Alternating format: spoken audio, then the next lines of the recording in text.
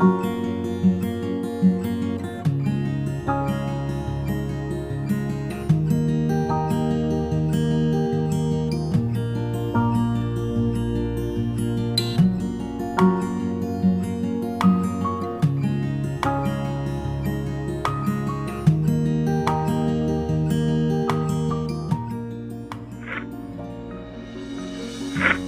18th century was a period of transition for India. The Mughal Empire had started to decay during the last 25 years of the reign of Aurangzeb, when he was preoccupied with wars in the Deccan. In this chapter, we will study the following concepts. 1. The later Mughals and foreign invaders. 2. Rise of independent states. Decline of Mughal Empire. We have seen that the decline of the Mughal Empire started during the reign of Aurangzeb. This decline was hastened by the later Mughal emperors who proved to be inefficient and worthless. Aurangzeb's successors were weak and incapable rulers. As a result, the Mughal Empire began to disintegrate. The country soon broke up into many small kingdoms. The Subedars, governors of the Mughal provinces, began to assert their independence. They removed the old zamindars and appointed new ones who were expected to be loyal to them. The provincial governors then engaged in warfare with their neighboring provinces. There were different factors responsible behind the disintegration of Mughal Empire, which caused the rise of new states. These were caused by a number of factors. Aurangzeb had depleted the financial resources by fighting a long war in the Deccan. Disintegration of imperial administration, emergence of powerful mansabdars, decline in periodic remission of revenue to the capital capped by provincial governors, revolt of peasants due to the raise in tax, invasion of foreigners who weakened the center, and as well as rivalry amongst the different fractional groups or nobles to gain more powers. Let's see a little bit more through the video slides, which will help you out to understand what happened after the death of Aurangzeb in Indian subcontinent. The province of Bengal was the first to become independent of Mughal rule in the 18th century. It was ruled by Murshid Quli Khan from 1717 to 1727. He established his capital at Dhaka and named it Murshidabad. He was succeeded by Shams-ud-Dawla 1727 to 1739 CE, Alivardi Khan 1739 to 1756 CE, and Siraj-ud-Dawla 1756 to 1757 CE. The above Nawabs reorganized the administration of the province. They dismissed the corrupt and inefficient Jagirdars and encouraged the growth of agriculture, trade, and industry. They appointed new Jagirdars who were mostly Bengali Hindus. The Nawabs granted loans to poor cultivators but did not decrease the revenue demands. Thus, though the revenue of the province increased, the condition of the peasants remained deplorable. Nawab Alivardi Khan was greatly troubled by the Marathas.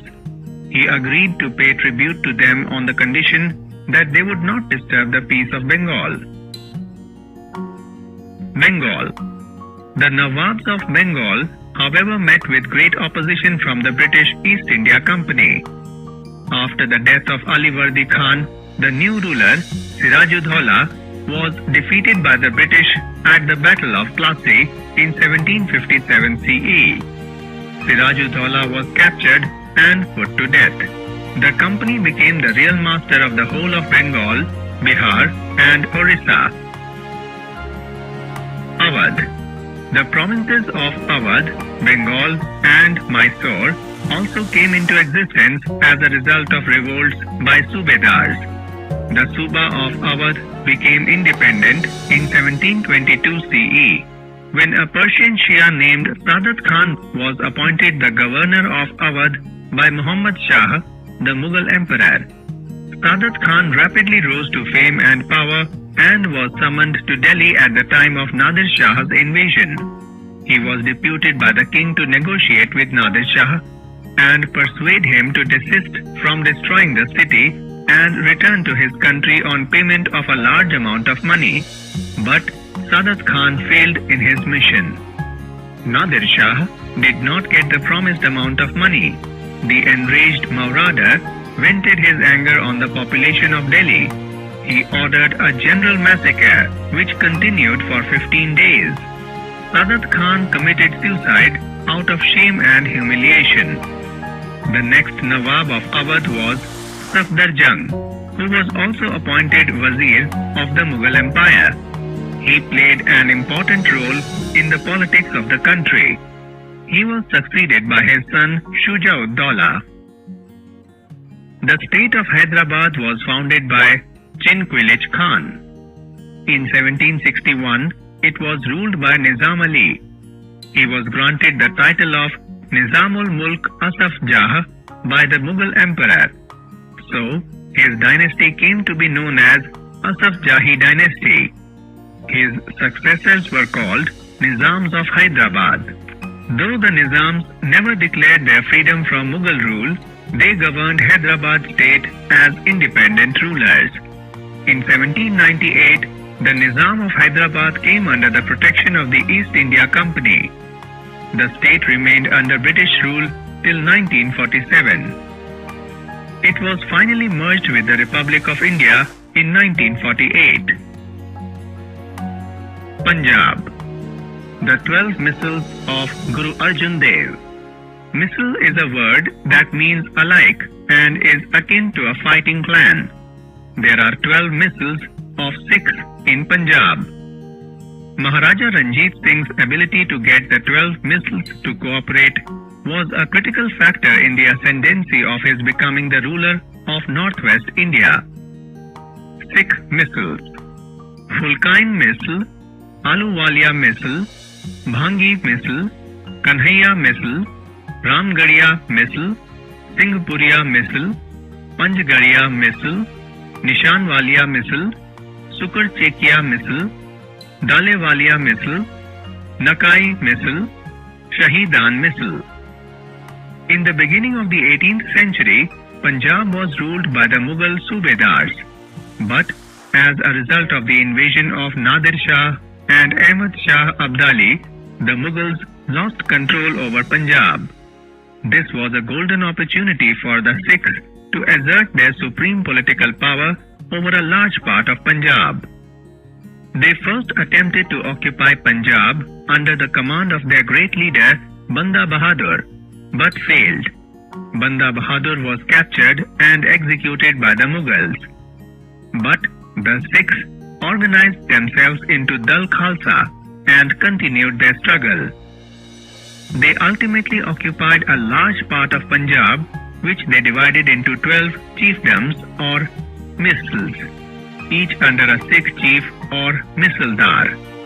By the end of the 18th century, a Sikh chief, Ranjit Singh, occupied Lahore and gradually carved out an independent Sikh kingdom extending from Peshawar in the west to Satluj in the east.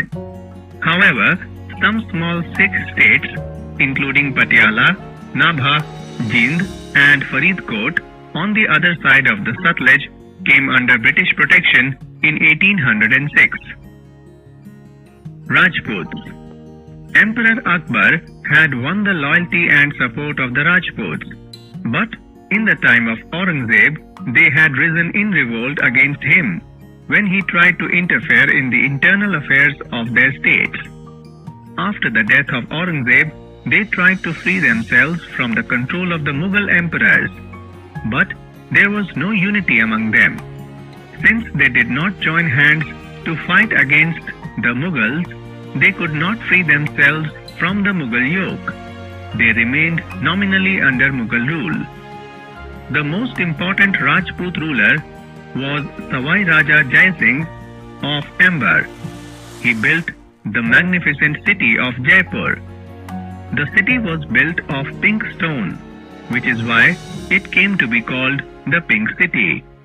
He also built astronomical observatories, all called Jantar Mantar at Delhi, Jaipur, Banaras, Ujjain and Mathura. With the rise of the Jats and Marathas, the Rajputs lost their influence in the political affairs of the country. The fact that they were constantly at war with each other did not help matters at all. This constant warfare left them too weak and disorganized to fight against a common enemy. Ultimately, in 1750, they had to suffer the ignominy of coming under the protection of the Marathas. Jats. In 1669, the Jat peasantry led by a man called Gokhla rose up against Mughal rule. The Jats were punished severely, but they remained undaunted. The cause of the revolt was increase in land revenue. The tax on their produce, which had been 1/3 during Akbar's reign, had slowly been increased to almost 1/2. This was too heavy a burden for the peasantry to bear. But Aurangzeb did not reduce the tax because he needed money for maintaining his army. This imperial policy caused discontent among the Jats. There were many leaders of the likes of Churamal, Surajmal and Chhatrasal who organized the Jats into a strong military power and used this power against the Mughals. Surajmal was a great leader. He was the one who completed the iron fort of Bharatpur that his father had begun. The main centers of the activity of Jats were Mathura, Panipat and adjoining areas of Delhi.